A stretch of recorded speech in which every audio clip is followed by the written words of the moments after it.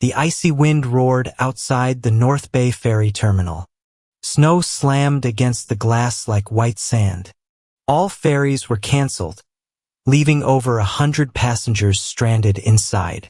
In the cold light, Mara Reyes sat on the floor with her 6-year-old daughter. Between them sat a single cup of warm soup. Mara kept passing the spoon, whispering she had already eaten. 8-year-old Eli pulled his father's sleeve. "Dad, she keeps saying she ate, but she hasn't." Adrian Mercer saw her hands trembling from cold. He didn't offer cash. Instead, Adrian walked to a locked emergency shelter door, entered a high-level security code, and swung it open. Nobody knew he was the CEO who designed it. Adrian Mercer and his 8-year-old son, Eli, were driving back from a quiet coastal memorial. 4 years ago, Adrian's wife, Claire, had passed away in a winter accident. Every year on her birthday, Adrian and Eli took the coastal ferry to visit the quiet cliffside she loved. Adrian was the multi-millionaire CEO of Harborline Emergency Technologies, a company that manufactured emergency alert systems, power generators, and storm shelters across the region. He could have taken a private helicopter, but Eli had asked for the ferry trip because his late mother loved the water. When an unexpected blizzard hit the bay, the ferry terminal went into complete lockdown. Inside the crowded terminal, overhead lights flickered against the blinding storm outside. Adrian's phone buzzed continuously with urgent calls from his executive team, but he turned it off. Tonight, he did not want to be a corporate CEO. He just wanted to be Eli's father. Across the room, Mara Reyes sat near a vending machine, wrapping her coat around her 6-year-old daughter, Sophie. Mara had just finished a grueling 12-hour night shift at the public hospital and was taking Sophie across the bay after their apartment heating grid failed. Mara was not homeless, but she lived on the razor's edge of financial survival. At the terminal vending machine, Mara counted her remaining coins, just enough for 1 small cup of vegetable soup. She carried the cup to a quiet corner and handed the spoon to her daughter. "Eat up, sweetheart," Mara whispered gently. "I already ate at the hospital." Sophie looked into her mother's tired eyes. "Are you sure, Mommy?" Mara lied softly. "I'm full." Sophie ate slowly, leaving 3 small spoonfuls at the bottom before pushing the cup back. Mara pushed it right back toward her daughter. Across the room, Eli watched the exchange closely. He noticed Sophie's faded red coat was far too big for her. He noticed her wet sneakers, and he noticed how Mara rubbed her palms together to fight off the freezing draft. Eli looked at his father. "Dad, they're cold. And that lady is lying to her daughter so the little girl eats." Adrian's first instinct was simple. Call the terminal manager, buy food for the mother, and book them a luxury hotel room nearby. He was used to solving problems with speed and money. Then, he remembered something Claire used to say, "Adrian, don't turn kindness into a performance. True help leaves a person's dignity intact." Adrian looked at Mara's proud, tired posture. If he handed her cash, she would feel exposed in front of a crowded room. He asked Eli, "What do you think they need, son?" Eli looked around. "A warm place to rest. But, look, Dad, it's not just them." An elderly man was shivering in an iron chair, and a mother was soothing a crying infant on the hard floor. The terminal had a fully equipped emergency shelter, but it was locked because nighttime staff lacked corporate clearance. Adrian walked over to the duty desk. He reached for the priority clearance phone, stated a high-level administrative code, and watched the red light flip to green as the heavy steel door swung open. Inside was a climate-controlled space with cots, thermal blankets, bottled water, and emergency rations powered by a backup generator. Adrian didn't call out to Mara specifically. He announced to the entire terminal that the shelter was open for everyone. As the crowd moved inside, Mara paused at the doorway, looking closely at Adrian. "Do you work here?" she asked guardedly. "I know the system," Adrian replied simply. Having escaped a past controlling relationship where financial favors were used as leverage, Mara was deeply cautious of sudden favors from powerful men. "We don't need charity, sir," Mara said softly. "It isn't charity," Adrian answered gently. "It's public infrastructure. You have every right to be here." Instead of resting, Mara immediately began helping, distributing thermal blankets to elderly passengers and organizing children in a quiet corner. Adrian realized Mara Reyes was not someone waiting to be saved. She was a woman who insisted on holding her own weight, even in a storm. Around 2 a.m., the primary power grid failed, shifting the shelter to soft red emergency lighting. To keep the children calm, Eli sat on the floor folding paper boats from informational flyers. Sophie sat beside him, drawing a glowing yellow lighthouse on the sail of Eli's boat. "My mom says lighthouses don't drive the ship," Sophie whispered. "They just stay bright so the captain can find their own way home." By dawn, the storm eased and shuttle buses arrived. As Mara helped the last passenger outside, a terminal employee walked up to Adrian with a tablet. "Mr. Mercer, the automated report is ready for your signature, sir." Mara stopped at the bus door and turned around. She looked at Adrian, then at the prominent company logo on the wall, Harborline Emergency Technologies, founded by Adrian Mercer. For the first time, Mara realized the man who opened the door was not a stranded traveler, but the multi-millionaire CEO who owned the system. A shadow of deep discomfort crossed her face before she stepped onto the bus and vanished into the fog. 3 weeks after the blizzard, Mara took Sophie to the North Bay Maritime Science Center for a weekend workshop. As they walked into the glass atrium, Mara stopped cold. On the donor wall, etched in stainless steel letters, was a prominent plaque. Exhibit sponsored by Harborline Technologies. Adrian Mercer, founder and CEO. An uncomfortable pit formed in Mara's stomach. The night at the terminal flashed through her mind. She had shared her private struggles with a man who operated in a world of absolute power. To Adrian, that night was likely just a minor corporate footnote.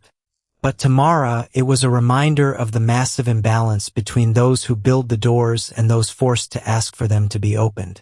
She took Sophie's hand to leave, but before she could turn around, Sophie gasped with joy. "Eli!"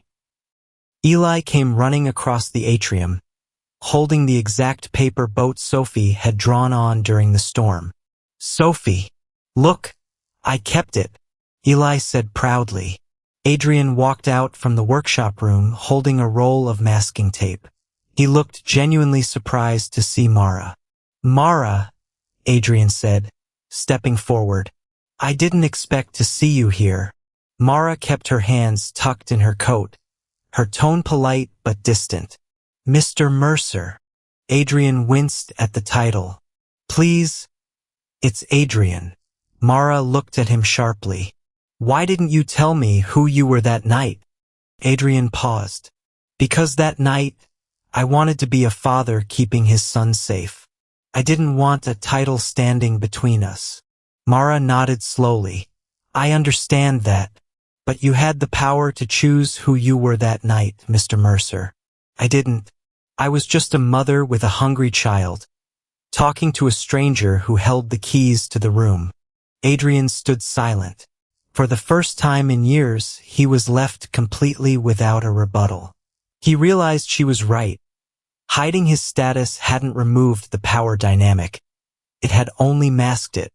Despite the awkward tension, the children were inseparable. Both Eli and Sophie were enrolled in the 6-week model building program.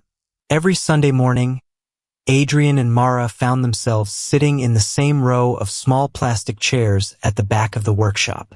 There were no luxury cars or displays of wealth, just two single parents cutting cardboard, passing glue sticks, and wiping paint off their children's hands.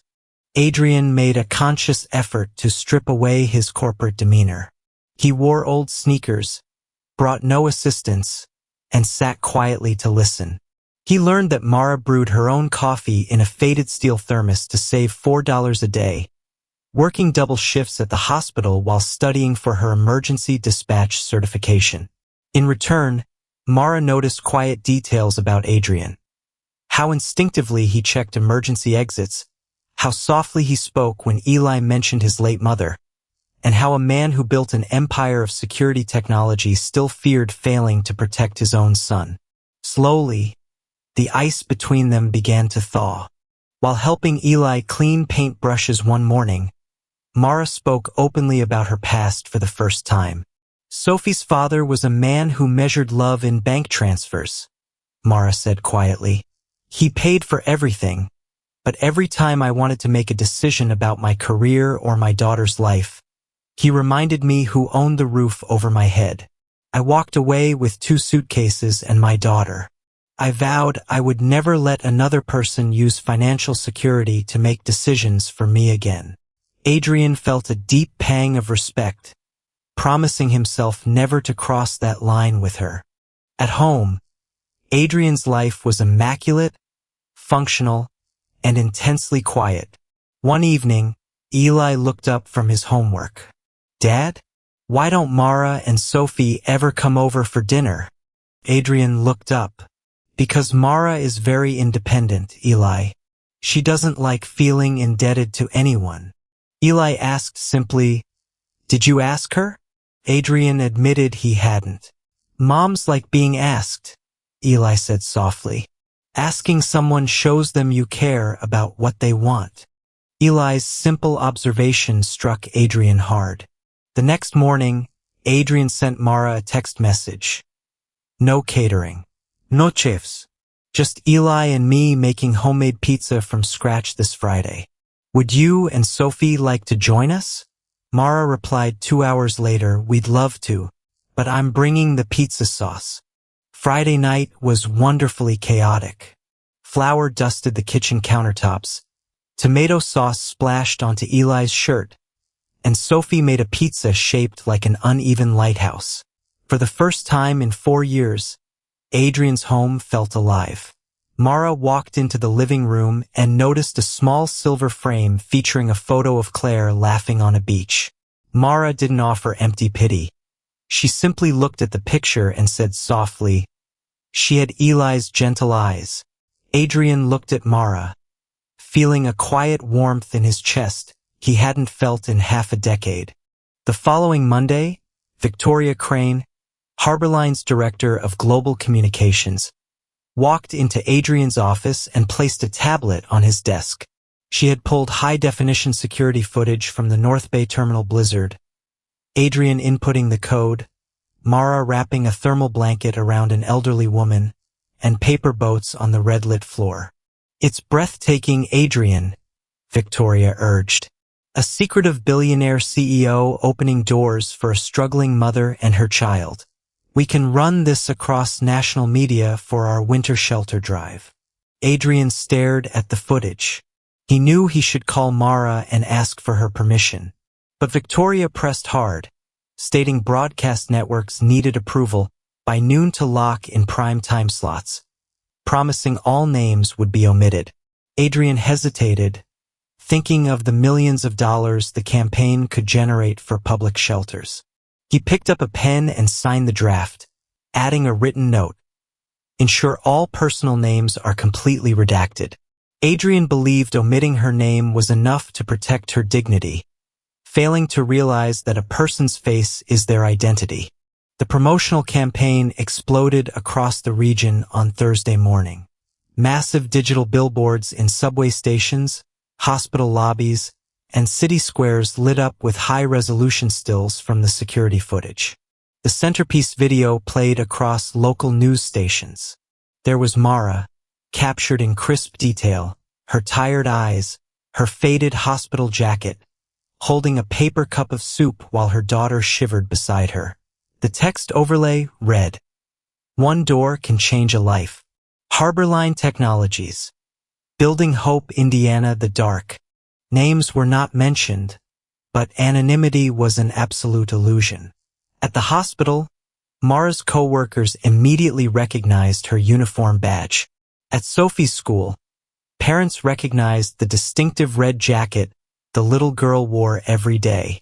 By afternoon, local blogs were sharing the clip with sensational headlines. Mysterious CEO rescues desperate single mother in terminal blizzard. Mara was framed not as a resilient mother, but as a helpless victim saved by a wealthy CEO. When Mara arrived at Sophie's school at 3 p.m., the atmosphere had changed. A mother Mara barely knew walked up to her at the pickup gate, holding a large bag filled with second-hand children's clothes. "Mara, sweetie," the woman said with overwhelming pity. "We saw the Harborline video on the news today. We had no idea things were so hard for you. Please, take these." Mara stood frozen in the cold air. Surrounding parents were looking at her with sad, sympathetic smiles. Sophie tugged at Mara's coat, her small face flushed with embarrassment. "Mommy, why are people saying we don't have food?" Mara's heart shattered into 1,000 pieces. She politely declined the bag, took Sophie's hand, and walked to her car in absolute silence. Years of working double shifts to maintain her independence had been erased in 24 hours by a polished corporate marketing campaign. An hour later, Mara walked into the Maritime Science Center. Classes had just ended, and Adrian was helping Eli pack away craft supplies. Mara walked directly to Adrian's table and slapped a printed promotional flyer onto the wooden surface. "Did you approve this?" Mara asked, her voice terrifyingly calm. Adrian looked at the flyer, seeing the high-resolution image of Mara giving her soup away to Sophie. "Mara, listen to me," Adrian began, standing up. "I explicitly instructed the media team to remove all names. No one knows who. My daughter's classmates know." Mara interrupted, her voice cracking with suppressed rage. "My colleagues at the hospital know. Everyone who looks at me today sees a desperate, pitiful charity case who had to be rescued by a billionaire. That was never the intent," Adrian pleaded.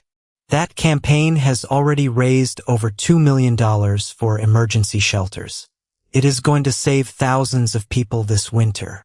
Mara looked at him with profound disappointment. "You're talking about results, Adrian," she said softly. "I am talking about consent." Adrian opened his mouth to defend the campaign, but Mara raised her hand.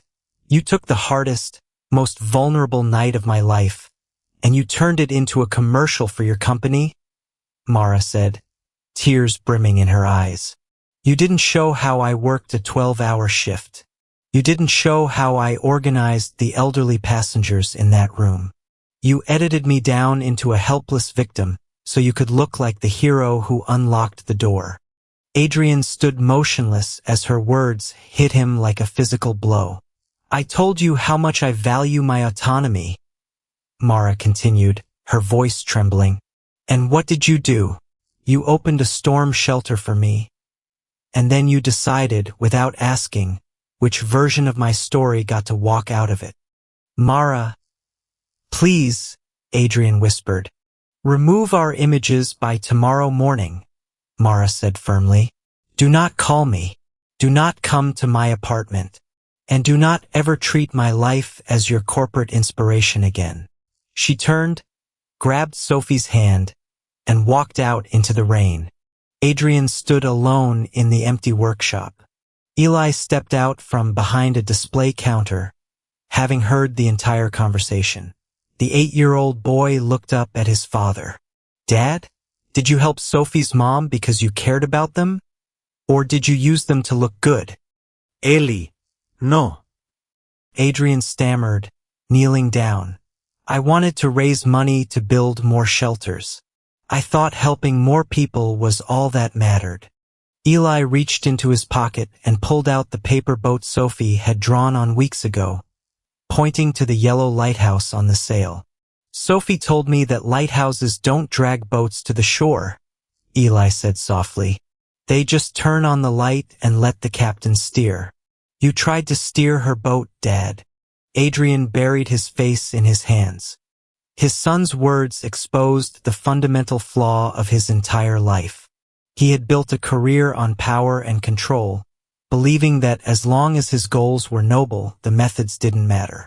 He had unlocked the physical door for Mara, but he had completely robbed her of her voice. At 7 p.m. that evening, Adrian called an emergency board meeting at Harborline headquarters. I want the one-door campaign pulled from all media networks immediately, Adrian ordered firmly. Effective tonight. Victoria Crane gasped. Adrian, are you insane? The campaign is trending nationwide. Corporate sponsors have already pledged $4 million. If we pull it now, we lose credibility and breach major contracts. We used security footage of private citizens without their explicit, informed consent, Adrian said coldly. We transformed real human suffering into a marketing narrative. If we have to strip a human being of her dignity to tell a story about kindness, then it isn't kindness. It's exploitation. Terminate the broadcast contracts. Harborline will absorb all cancellation penalties. The next evening, Adrian went live on a simple, unedited video stream from his home office. No background music, no corporate logos. He looked directly into the camera. Over the past 48 hours, Harborline Technologies ran an advertisement featuring security footage from the North Bay Ferry Terminal blizzard. Adrian said, his voice steady. I am broadcasting tonight to publicly take full responsibility for a severe ethical failure. We used images of individuals during a vulnerable moment without asking for their consent. True support requires respect, and respect begins by asking people what they need, rather than deciding what is best for them. Over the next month, Adrian respected Mara's boundaries completely. He did not text her or attempt to use his wealth to intervene in her life. When Eli and Sophie had their final workshop class, Adrian attended, but sat 3 rows behind Mara without approaching her. Near the end of the session, Sophie left her asthma inhaler on the craft table. Adrian picked it up. Instead of running after her, he walked to the front desk, handed it to the receptionist, and sent Mara a short text. Sophie left her inhaler at the front desk. I left it with the coordinator. 2 minutes later, Mara replied, received. Thank you for asking first.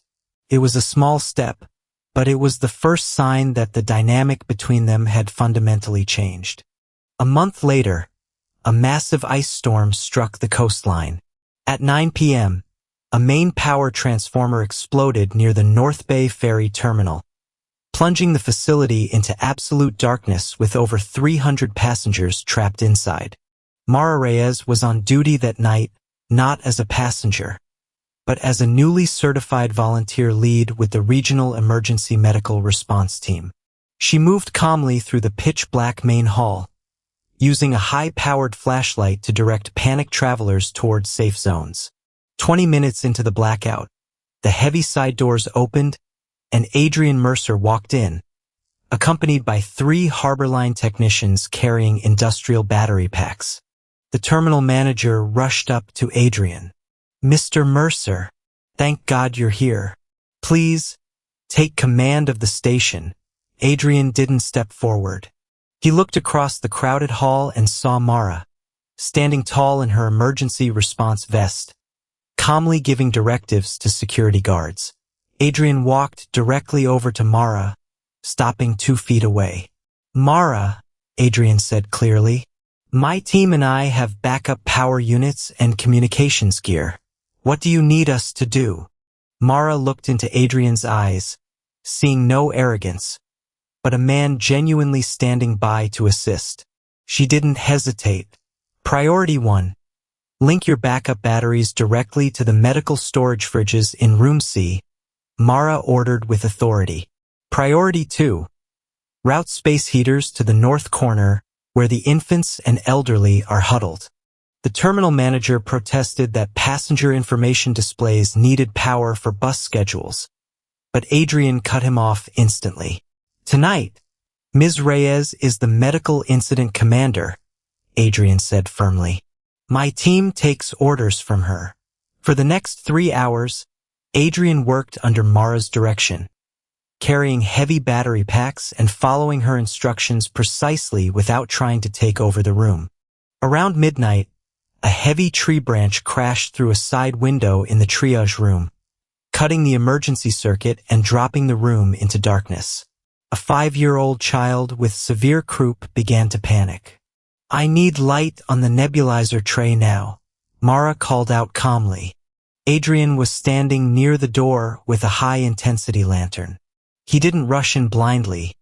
He stood at the threshold and called out, Mara, may I enter the clean area with the light? Mara looked at him, nodding immediately. Yes, stand right behind me. Adrian stepped forward, holding the beam steady over Mara's hands without touching the medical equipment or speaking over her. Under the steady light, Mara administered the medication, stabilizing the child's breathing within minutes. Mara wiped her brow, looked up, and met Adrian's gaze. In the glow of the lantern, no words were spoken, but everything was understood. Adrian was no longer trying to drive the ship. He was simply holding the light. By dawn, emergency shuttles arrived. Local news crews crowded into the terminal lobby, searching for the person responsible for managing the crisis. A reporter spotted Adrian and rushed over. Mr. Mercer, Harbor Line Equipment saved this terminal tonight. Can you tell us about your leadership during this blackout? Adrian took a step back. I didn't lead tonight, Adrian said clearly to the camera. This facility was kept safe by the Regional Emergency Response Team, under the brilliant leadership of Commander Mara Reyes. He looked at Mara standing nearby, asking softly without pulling her into the shot, Would you like to speak to them? Mara looked at the reporter and stepped forward, speaking with complete confidence. Adrian stood quietly in the background, a smile of profound pride on his face. After the terminal cleared, Mara and Adrian stood together in front of Shelter Room B. You've changed, Adrian, Mara said quietly. I'm learning, Adrian replied softly. I'm learning that opening a door for someone is only the first step. The real work is making sure you don't stand in the doorway while they try to walk through. Mara looked at him for a long moment, then pulled the heavy shelter door open. I have to clean up inside, Mara said with a faint, warm smile. Would you like to help me? Adrian smiled back. I'd be honored. 6 months passed, and autumn arrived, coating the coastal bay in brilliant shades of amber and gold. The North Bay Ferry Terminal officially opened its brand new, permanently expanded community shelter wing. There was no bronze statue of Adrian and no giant corporate logo. Instead, mounted near the entrance was a simple wooden plaque that read, Built for everyone. Owned by no one's gratitude. Under new Harbor Line policies established by Adrian, every public shelter operated under strict privacy protocols.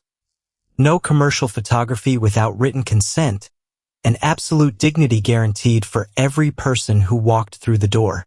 Mara completed her advanced emergency dispatch certification with top honors, paying for her final exams using her own savings and a public municipal grant.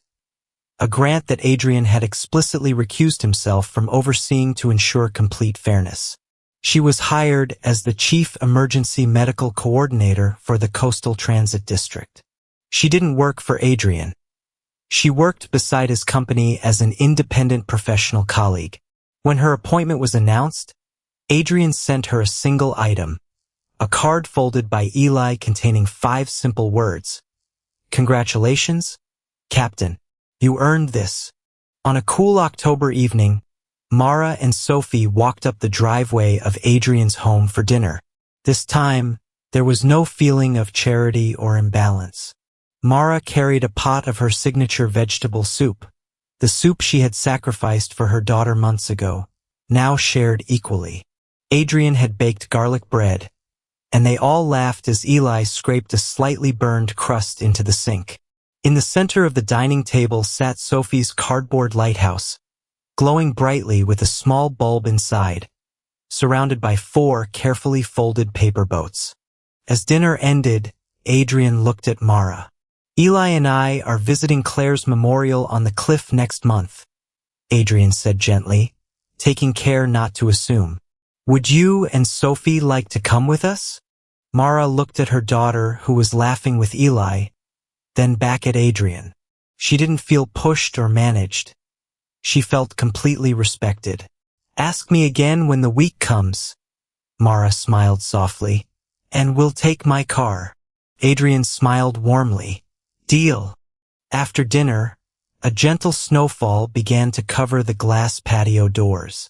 Through the window, Eli noticed an older man standing near the edge of the street outside, shivering in a thin jacket. Eli stood up and looked at his father. "Dad, should I go tell him to come inside?" Adrian put a hand gently on his son's shoulder. "What's the first thing we do, Eli?" Eli nodded. "We ask." Eli walked to the front porch, opened the door, and called out warmly into the quiet snow. "Excuse me, sir. It's getting cold out here. Would you like to come sit on the porch for some hot tea? We have extra space." The older man looked up, surprised by the genuine respect in the young boy's voice. He smiled, nodded softly, and stepped onto the warm porch. Eli didn't drag him in. He gave him the power to choose. Inside the warm house, the 4 of them sat around the table as the snow fell softly outside the glass. Adrian looked at Mara, and Mara looked back at him, her eyes filled with warmth and quiet peace. Adrian had built a career trying to control the storms of life, but looking at the simple paper boats on his table, he finally understood the true secret of human connection. Real kindness is not about opening doors to prove your power. It is about opening a door, stepping back into the shadows, and giving others the light they need to find their own way home.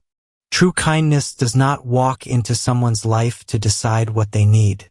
True kindness simply opens a door, steps aside, and grants them the dignity to choose their own path. Adrian believed his power gave him the right to solve every problem. But Mara showed him that help without respect is just a prettier form of control. If you believe that real help always begins with respect and listening, leave a comment below with the words, "Ask first." If today's story reminded you of the value of human dignity and genuine respect, please give this video a like. And if you love meaningful, deeply emotional stories that inspire us to treat others with honor, don't forget to hit subscribe so you never miss our next journey.